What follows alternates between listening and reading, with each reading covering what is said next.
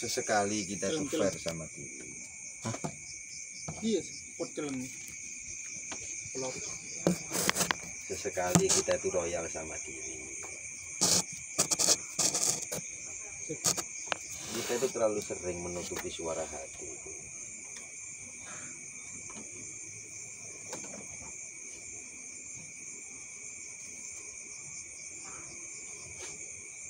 Yang terlalu hanya mengedepankan akal dan pikiran. Hati itu apa memerlukan pikiran?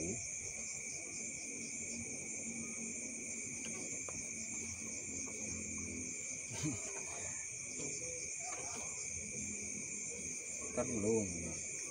Kalau kan yang mengontrol pikiran. Bolehlah. Sementara sampai situ yang mengontrol di pikiran. Hati itu bahasa rasa. Orangnya dikasih mati rasa seperti kemarin gitu. Mau makan pedas seperti apa. Terus pikiran lo ngontrolnya seperti apa? Nah ya. Parfum itu dibilangnya harum. Semprot gini nih. Lawang hidungnya tuh mati rasa. Terus kontrol pikirannya ketika gimana? Padahal di sebelah ini udah menyengat, ampun, rek minyak nyong-nyong. Lah dia sendiri tidak nyadari, karena patokannya hanya pada pikiran. Dia lupa bahwa yang bekerja itu sesungguhnya adalah hati, yang dimana di sana dunianya rasa. Tapi kan dengan pikiran kita bisa tahu tidak merasakan, tidak merasakan. Pikiran yang mengontrol. Boleh, berpikiran begitu boleh, baik. Pakailah pikiranmu untuk menuju Tuhanmu. Tapi ketika engkau menuju Tuhanmu, buang jauh-jauh pikiranmu. Berpikirlah dengan akal di kepalamu. Tapi ketika engkau menghadap Tuhanmu, injak-injaklah kepala dan pikiranmu. Sama kalau kitab yang paling nyelam itu ketemu. Kalau sampai yakin Allah Maha Besar, sebesar apa pikiran namanya? Membayangkan Tuhan Maha Besar.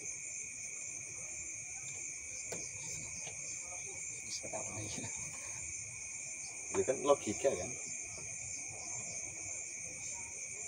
Kalau yakin Tuhan Maha mendengar, sebesar apa keyakinan di pikiran ketika Tuhan Maha mendengar? Kalau yakin Tuhan Maha tahu, kita harus sampai mengadu, harus berdoa dulu. Apakah begitu?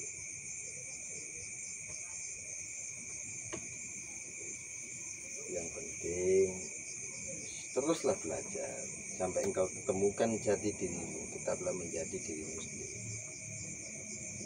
Aku pun sampai hari ini masih belajar sampai ku temukan jati diriku sendiri. Sebetulnya Tuhan menciptakanku, dilahirkan di kota ini, di sini, disuruh jadi apa? Disuruh ngapain? Sebelum itu ketemu cari terus, gali terus, jangan pernah bosan, jangan gampang puas dengan belajar.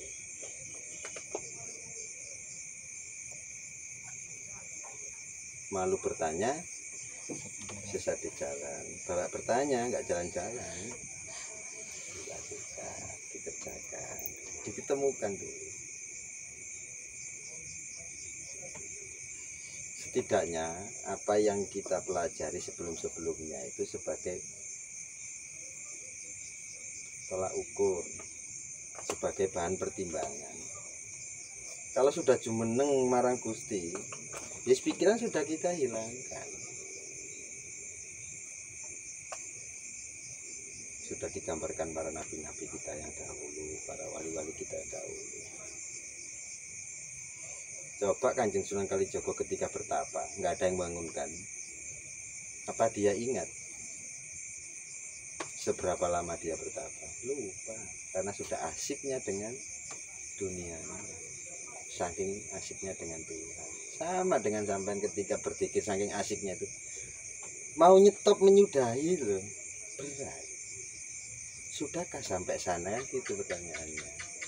Bila dikumpulin di sini nggak dikerjakan, ya tidak masalah. Suatu saat bisa manggung. tidak masalah. Setidaknya kita itu bisa tahu, oh pedas itu sampai sini.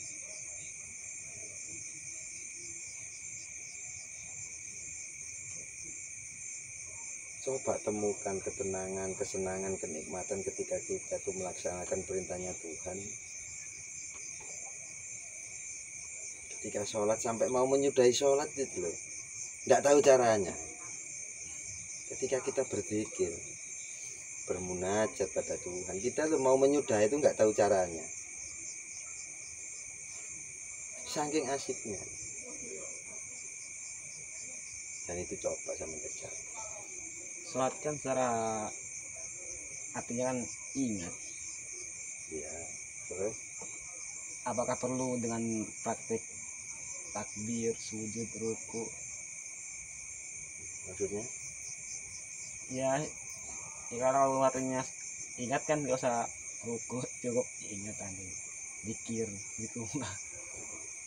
Baik, wong itu cuma tatanan kok. Kalau sudah menemukan nikmatnya sholat, sebelum adzan lo kita sudah nungguin. Tidak harus nunggu iqamah baru kita berangkat sholat. Kan itu kan bagian dari iman itu. Makanya sesekali kita fair sama diri. Kita jujur sama diri. Sebesar mana sih cintaku pada Tuhan itu? Lah sebesar mana cintamu pada jiwa dan ragamu? Dengan cara menjaga. Pekat. Nah itu bukti kalau itu kita itu cinta, kalau kita itu sedang dipanggil. Bukan masalah takbirnya, sholatnya itu tidak seperti itu.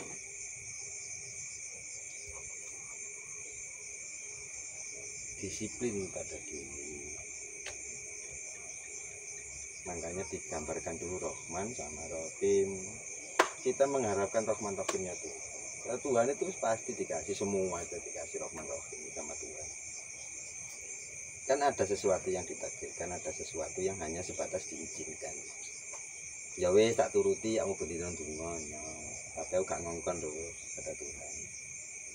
Jadi seandainya tiba numpak peda kebanteran, naik motor terlalu kenceng, itu bukan karena takdirnya Tuhan.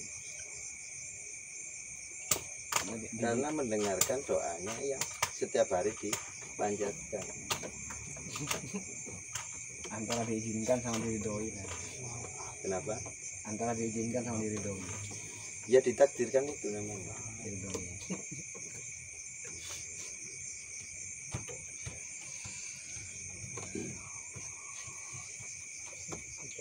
Ya enak Saiful.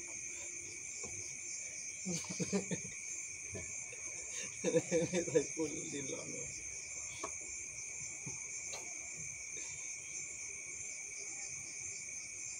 Dicari yang dianggap baik lakukan gitu aja. Cara merubah image juga. Tak contohno aku dewe. Karena aku nih mulai apa? Siapa ya? Karena saya kalau pulang ke rumah kan masa dulunya saya kan tuh kan nakal di rumah, itu image-nya nakal dan juga ya suka berbuat onar, suka ini ya, pokoknya jelek lah image-nya di rumah. Dan ketika saya kan di sini mau tahu ingin, alhamdulillah lah ada pelajaran untuk Kopi menjadi tambah baik. pahit atau gitu kayak. Ada pelajaran untuk menjadi baik. Nggak paling saya gitu. Jadi kalau saya pulang ke rumah tuh ya, saya berbuat aneh, berbuat baik itu aneh dan sulit untuk diterima. Nanti lah ketika contoh saja saya berbuat baik, saya baik, saya negor apa bukan negor apa namanya berbuat baik terus halah kamu itu dulu seperti ini gitu, sekarang udah gini.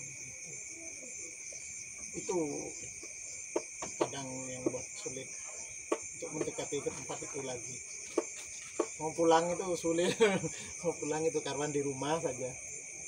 Ngantuk ya mata saya, lapar ya perut saya. Mau kencing ya lewat bulung saya, mau berak ya lewat pantat saya, apa lewat pantat yang lainnya. apa mata ngantuk yang tidur mata lainnya. Kalau masalah cerita keburukan tergantung kita. Mereka yang ikut ya alhamdulillah, kita yang ikut ya monggo, kan tergantung kita. Jadi saya tuh mau balik lagi kan, teman-teman saya di sana itu masih seperti itu. Jadi saya sudah kalau ke rumah itu tidak gabung nanti dibilang sombong. Nanti gabung ya percuma lah saya berubah ya, taubat kayak gitu kan percuma. Iya, masalah itu kan sampean sendiri yang bisa menilai. Nunggu nikah, nunggu temen nikah dulu, ya kan? Mau makan, nunggu temen makan dulu. Mau tidur, nunggu temen tidur dulu. Terus mau gabung sama yang baik-baik ya saya asalnya seperti itu. Jadi kan merubah image tuh yang sulit. Gimana? Karena masih berharap dianggapnya baik. Ya bukan gitu ya, maksudnya apa? Mau gitu mau ndak sampai yang tahu. Mau dosa mau ndak silakan. Nggak ada urusan dengan saya. Mau kumpul sama orang baik itu Loh ya, tahu jawab kan sampai pangeranku. mau kumpul sama orang-orang baik tuh di sekitar rumah itu jadi ya Allah itu kumpul aja seperti itu. Jadi saya merasa gak enak ngumpul karuan pas di rumah gitu. Mau ngumpul sama yang jelek lagi ya saya pengen baik, mau ngumpul sama yang baik saya dicemooh. Ini karuan di rumah gitu, tapi di rumah ya gak enak. Mending gitu, makanya kalau nyalain lampu nggak usah di tempat yang gelap, yang terang sekali itu nyalain. Ya. terus diikuti lampu kok. Kalau nyapu nggak usah di tempat yang kotor gini, nggak usah, yang sudah dipel disapu lagi.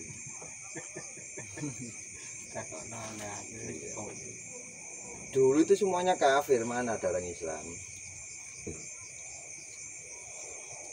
Lalu siapa yang diislamkan?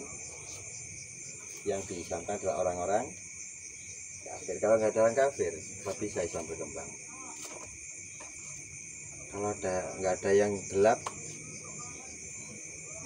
apa fungsinya terang?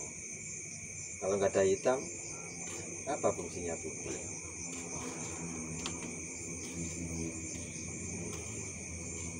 Jadi kembali lagi pada diri sendiri, prinsip yang diperkuat. Saya pribadi nggak bilang siapa-siapa. Saya itu dianggap dukun ya monggo, dianggap agus ya karepe, diceluk cak ya kuno-kuno. Begawan, Wis aku gak ngereken belas. begawan. Aku kerja ya aku dhewe, gak kerja ya aku dhewe.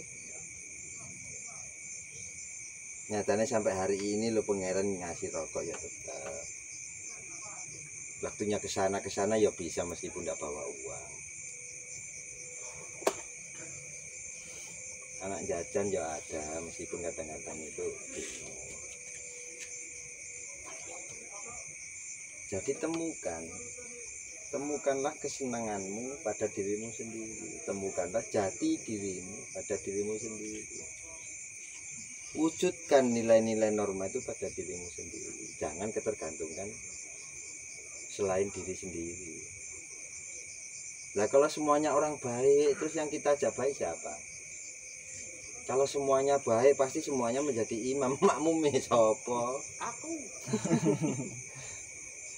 Nggak usah repot, ini nggak usah dijadiin musola. Semuanya harus bikin masjid biar semuanya jadi orang baik. Leman rokok. Lalu pas Jumatan nyatanya ya sih longgar-longgar, ya kan? Sekarang masjid ditutup semua pada demo, masjid dibuka nggak ada yang masuk. Logikanya kan di mana? Angel. Sekitar banyak toko buka, nyatanya pesen masih lewat online. Lah sekarang semuanya ditutup demo. Ayolah sesekali itu kita fair. Justru alhamdulillah kita diketemukan orang-orang yang tidak sepemikiran dengan kita. Warna pelangi nggak pakai warna indah kalau semua warnanya merah. Apalagi hijau semua lah dikira pagi. Karena warna-warni itulah menjadikan pelangi itu indah. Kalau semua manusia dibikin sama, ya bikin botol kecap aja.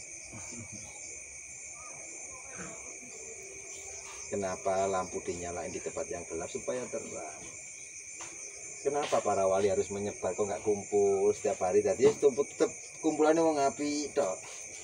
Ngapain para wali repot-repot jalan kaki di ujung gunung, ujung laut? Ngapain?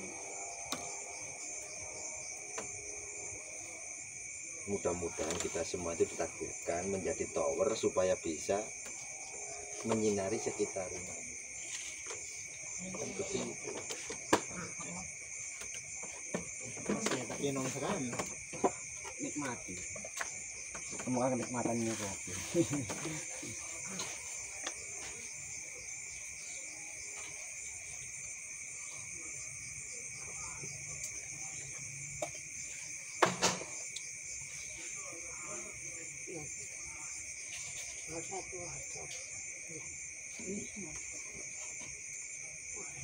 Justru itu adalah tantangan sendiri. Bagaimana caranya supaya dengan kedatangan kita sekitar itu ikut baik.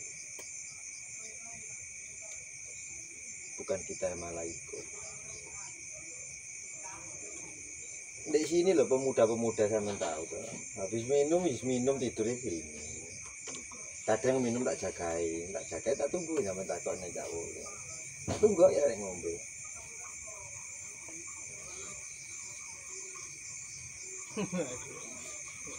Turun sholat lagi. Iya gak wani boleh aku ya.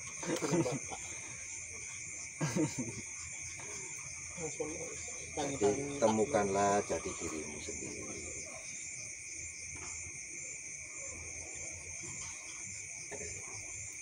Dan sudah disampaikan berkali-kali. Sampaikanlah kebaikan meskipun itu tidak dianggap baik. Karena kita sendiri itu berangkatnya tidak ingin dianggap orang baik. Saya mau dianggap orang baik, orang jahat, karep-karep. Saya tidak butuh penilaian orang lain. Yang saya butuhkan penilaian Tuhan. Cintaku pada Kanjeng Nabi itu tidak harus terlihat jamaahku banyak, enggak. Tidak ada pengaruh bagi saya. Cintaku ya cintaku. Karena cintaku bukan cinta kontraan. Aku bisa menemukan diriku sendiri. Dengan diriku.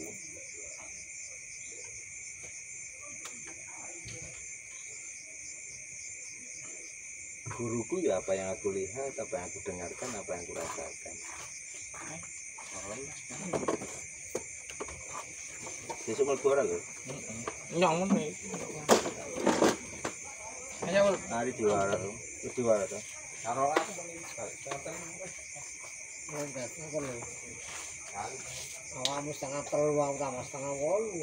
Kawan. Aku turu.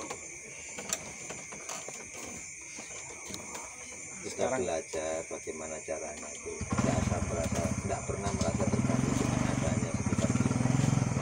Kan sudah diceritakan tuh, disuruh bawa gelas airnya sampai penuh muter gini, jangan sampai tumpah.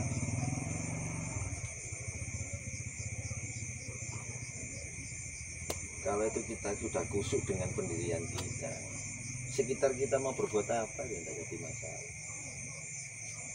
Itu yang sulit.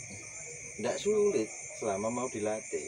Masih mendoktrin masyarakat balik mengakhiri itu. Kenapa? Mendoktrin masyarakat agar tidak melihat dari luarnya aja. Yang nyambutnya pirang Kita tidak usah perlu memikirkan orang lain. Kita sendiri loh kita pikirkan. Tanggung jawab kita dengan Tuhan bagaimana. Kita dikasih pertanggungjawaban sekujur tubuh ini. Kan kadang itu yang difaktor perubahan dari diri orang-orang. Karena dibilang ya akhirnya berubah, bilangnya berubah. Saya dari dulu ya begini, ini mau bakar berubah ya saya bakar. Saya mau bakar temennya ya saya bakar. Yang tahu persis kan niat saya. Hanya Tuhan saya sendiri yang tahu.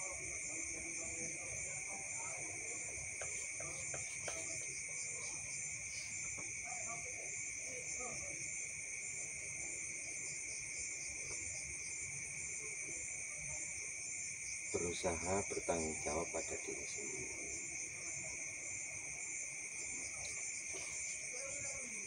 Dimana kita itu sedang dalam keadaan wajib, hanya suatu kewajiban.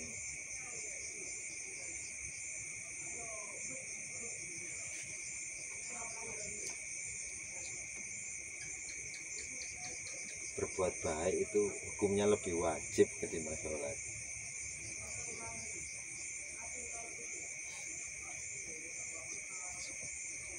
Sholat dibilang wajib itu karena dampaknya itu, makanya sholat disuruh wajib. Wajib aja susah dilakukan. Kebanyakan lebih cinta sama sunnah-sunnahnya, bahkan lebih identik dengan sunnah-sunnah. Karena tujuannya kan jelas, sholat ini tujuannya untuk ini, saya baca surat ini sekian kali tujuannya untuk ini, sudah jelas. Dan kita itu digoda seperti itu. Memang awalnya kita susah melakukan, setelah kita gemar melakukan, ujiannya itu di sana. Saya tak pikir sholawat 1000 kali biar bisa jadi gini.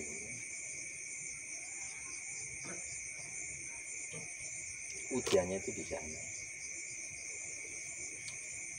Karena Allah Ta'ala tok itu susah, pasti belakangnya anak embel-embel.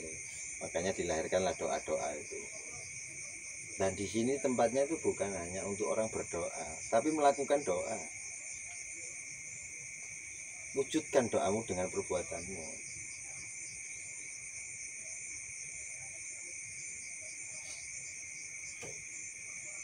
Yang mau kita lakukan lewat perbuatan kan dari apa yang kita ucapkan,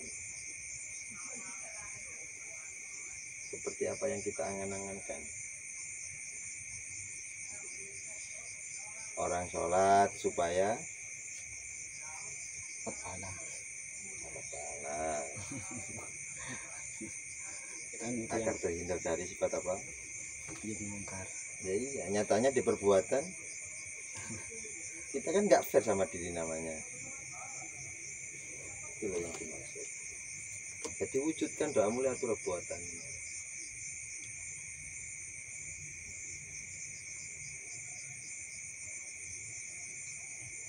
Kalau kita cinta kasih terhadap Tuhan, ya cintai dan kasihlah juga apa yang diciptakan Tuhan, apapun itu. Tidak dipilah-pilah, ini kurang baik, ini kurang baik. Itu bukan ranah kita lagi. Menilai seseorang itu sudah ranahnya Tuhan, bukan ranah kita. Kan ini yang sering manusia itu melanggar, termasuk saya. Menilai itu ranahnya Tuhan, bukan ranah kita. Apalagi ngecap orang itu kafir, orang itu berdosa, itu ranahnya Tuhan. Kita itu apa? Ponakannya Tuhan. Tidak seperti itu. Lah benang-benang merah yang seperti inilah yang kita kupas di tempat ini. Salah satunya. Itu yang aneh, ciri-cirinya semuanya kita mengucapkan kafir kepada seseorang itu kan sudah ada ciri-cirinya gitu ya. Ajaran Islam seperti ini ciri-cirinya. Dalami dulu. Jangan terlalu meyakini sesuatu yang belum tentulah semuanya itu begitu. Sampai tahu orang masak, resepnya persis, rasanya ya cukup segitu aja, sampai kembangkan sendiri.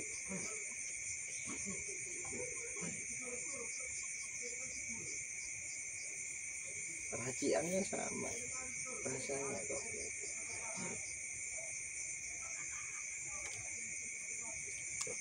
Dia seperti itu. Kafir itu apa sih? Menolak kebenaran.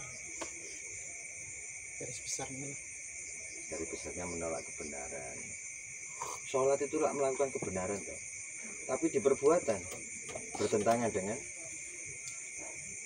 kebenaran. Lalu apakah itu bukan kafir? Tidak mau dibilang kafir karena kita tidak fair.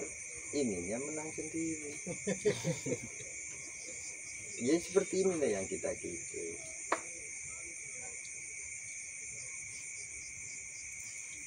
Harus jadi diri sendiri ya.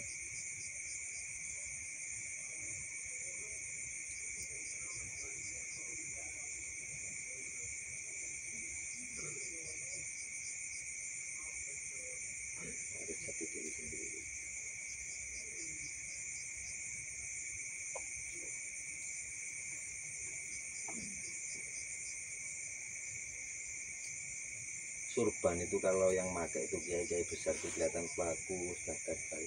Saya pakai tuh nggak pantas belas. Iya enggak? Kurang lebih begitu. Orang lain berkacamata saya lihat tuh wah, keren. Saya yang pakai belas. Kurang lebih begitu. Makanya ngaji gini tidak usah tegang-tegang. Ini santai. Kita bukan mencari kebenaran. Kita juga bukan cari pembenaran. Kita hanya menyampaikan. Kalau kita anggap itu baik, ya dipakai. Enggak baik, ya dilepas gitu aja. Enggak rugi, ya enggak untung. Ya enggak kulaan. Apa kulaan tahu? Kulaan. Nugget.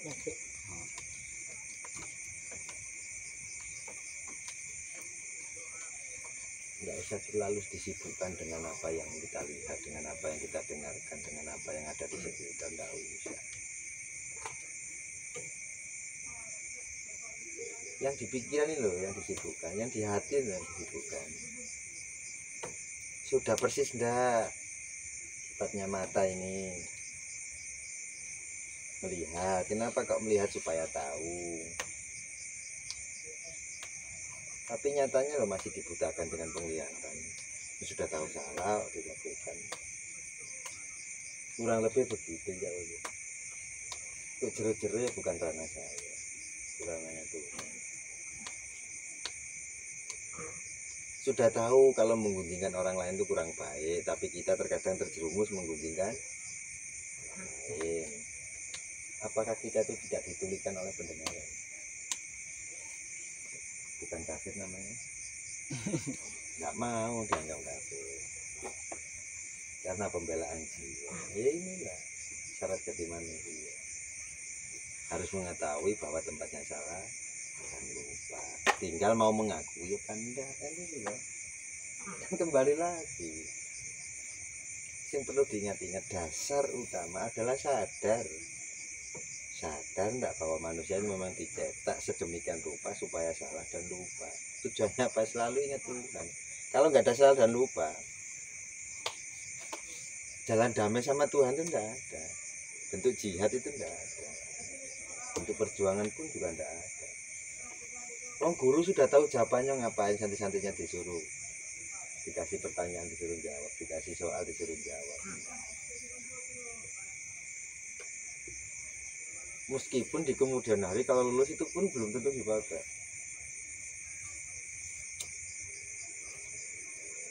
Kita mulai kecil ya belajar alif, ba, ta, mulai turutan, mulai iqra 1, iqra 2 sampai khatam. Setelah khatam belum tentu gemar membaca lagi Al-Quran. Karena sudah bisa, yang penting saya bisa baca, tapi kan tidak dibaca. Kurang lebih begitu.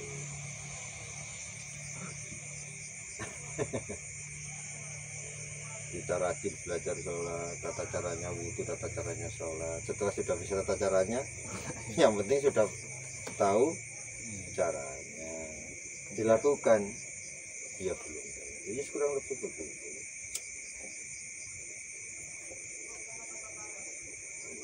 Lari yang sapu jagat ini rata keren.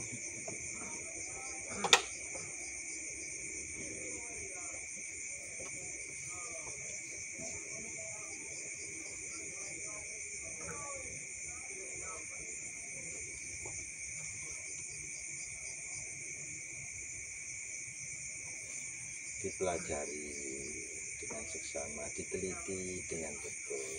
Dalam satu hari tadi saya sudah berbuat apa ya dalam kebaikan.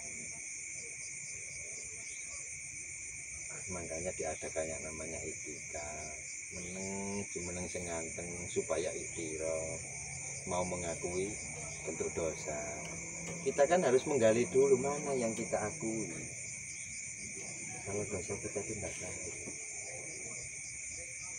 Makanya kita jaga dengan berhati-hati supaya nggak sampai di tingkatan dosa. Salah ya lumrah tempatnya manusia.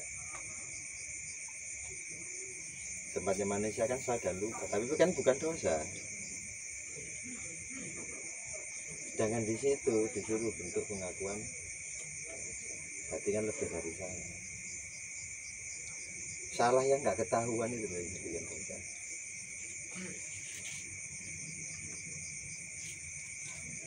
Dosa karena kebaikan itu banyak. Berbuat baik yang ingin dianggap kita orang baik, apakah itu bukan dosa kebaikan? Dosa juga namanya. Kebaikannya